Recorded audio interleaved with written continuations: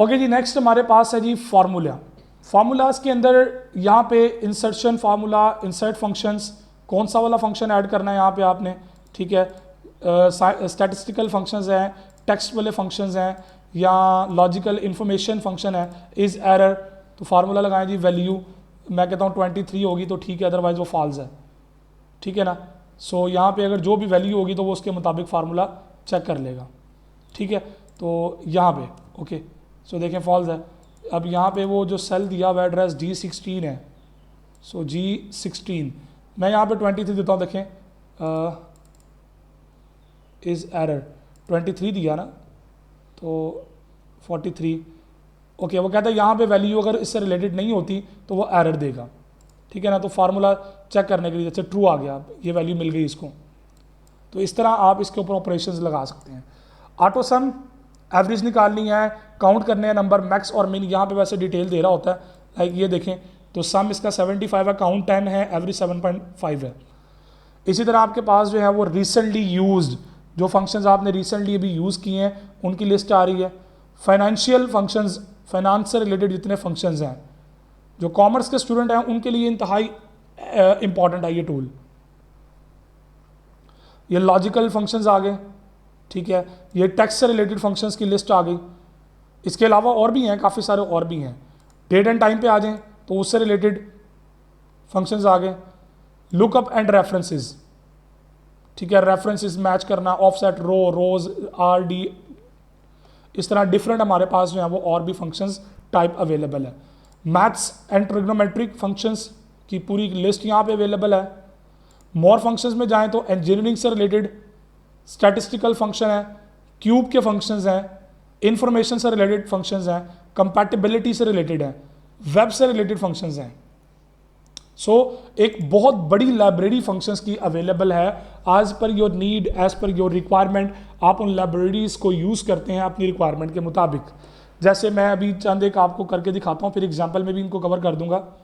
सो ये मेरे पास हैं, तो ऑटो सम क्या करेगा, ये देखें सम निकाल के उसने इसका सम 163 दे दिया।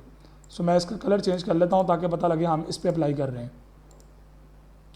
सो मैं यहाँ पे अब इसकी एवरेज निकालता हूँ, तो वो पूछता है एवरेज किसकी, तो मैंने ये सिलेक्ट किया सेल, उसने उसकी एवरेज निकाल दी। अब अगले पे मैं काउंट करता हूँ नंबर, वो कहता है किस कहाँ से कहाँ तक, तो मैं कहता हूँ यहाँ तक करो, तो 5 नंबर काउंट हुए।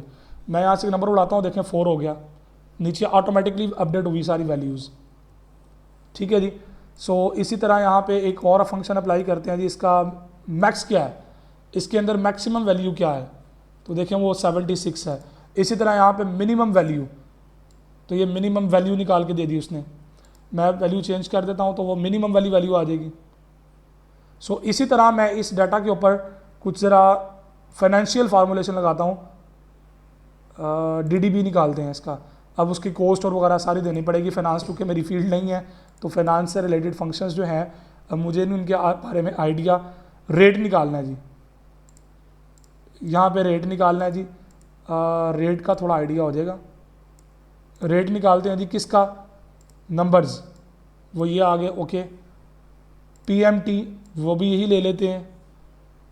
PV, अब ये फाइनेंस की टर्म्स हैं सारी, फाइनेंस वाले अच्छे तरीके से जानते होंगे, मैं तो यहाँ पे आपको यूज़ करने का आइडिया दे रहा हूँ, ओके करें। सो रेट उसने कहा जी नहीं जनाब, सारा जो कि डाटा सेम है तो रेट कैसे निकलेगा, तो फाइनेंस के फार्मूले जनाब आप खुद देखिएगा। आप चूँकि फाइनेंस वाले ज़्यादा अच्छे तरीके से फार्मूलेशंस के नाम लिखे हुए हैं, वो ज़्यादा अच्छे तरीके से अपनी टर्मिनोलॉजीज़ को जानते हैं।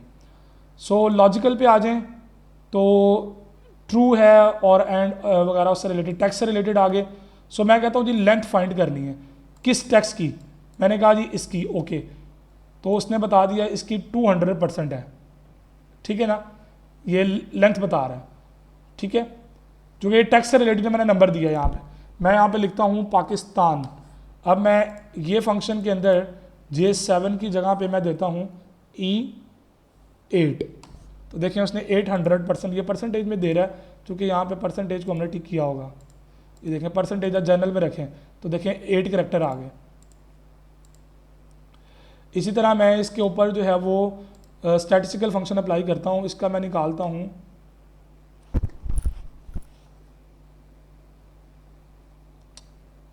इसके ऊपर स्टैंडर्ड एविएशन निकालते हैं जी। स्टैंडर्ड डेविएशंस, नहीं उसने उसी पे लगा दी, यहाँ पे स्टैटिस्टिकल फंक्शंस हैं और हम इसका निकालते हैं जी स्टैंडर्ड डेविएशन पी।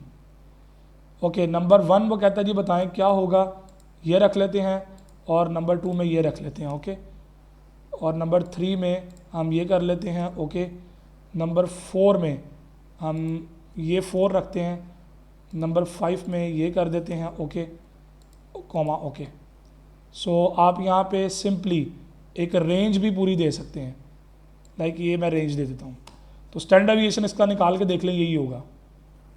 सो इसी तरह आगे आगे जी नेम मैनेजर, ठीक है, प्रिंट एरिया, प्रिंट टाइटल्स और जो भी आपने सेट करने हैं, defined name, use in formula, ठीक है, और क्रिएट फ्रॉम सिलेक्शन, तो ये डिफाइंड नेम से रिलेटेड है। ये फार्मूले की ऑडिटिंग है, ट्रेस करना है, रिमूव करने हैं एरोज, ठीक है, शो फार्मूला, सारे शो फार्मूला जहाँ जहाँ पे शो होंगे वहाँ पे फॉर्मुलेशन शो कर देगा। ठीक है, कंट्रोल टेल्डा, ये इसकी शॉर्टकट कमांड होती है, कंट्रोल टेल्डा। ठीक है, एरर चेकिंग अप्लाई करनी है फार्मूलेशंस के ऊपर, कैलकुलेशंस ऑप्शन ऑटोमेटिक रखना है, मैनुअल रखना है, कैलकुलेट नाउ, ठीक है, कैलकुलेट शीट, तो वो जो भी आपने करना है उसके ऊपर आप वर्किंग फार्मूलेशंस के टैब में जाके कर सकते हैं।